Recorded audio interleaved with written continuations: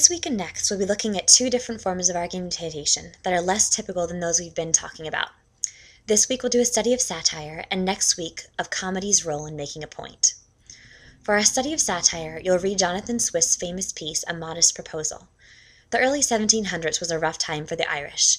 They were subject to injustice from the English and from the consequences of a number of their own practices, and their economy was doing terribly. Lots of people published pamphlets that gave ideas of solutions for these issues, but none of them were effective and all of them were ignored. Swift's essay was meant to be one that would be recognized, a very shocking way of getting people's attention, and to show them clearly the great problems with the masses, the wealthy, and the English. It was met with much outrage. Generally, satire defines the genre that uses humor, ridicule, irony, or sarcasm to expose the vices or follies of man. I adapted that definition from dictionary.com. There are two general kinds. Horation, which is gentle and witty, criticizes vices or pokes fun at someone or something. Juvenalian is harsher and has a bitter, sarcastic edge.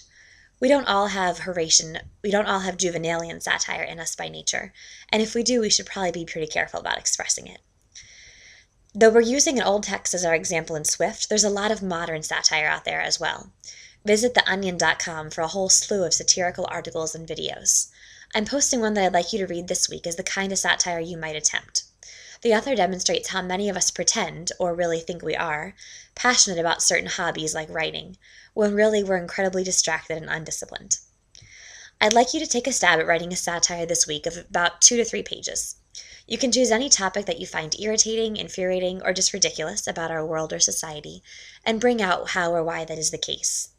If you're bold and fiery, you can try a Juvenalian approach, and if not, you can stick with Horatian and just poke fun at the flaws of something.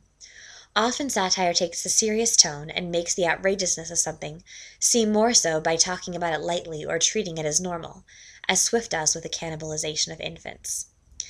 Next week, we'll read The Importance of Being Earnest. It's a great play and a quick and fun read if you've never read it. You don't need to write a whole essay about it, but I would like you to think about the statements the author is making about upper-class Victorian society, its values and habits, and explain how these things come across clearly through his humorous description.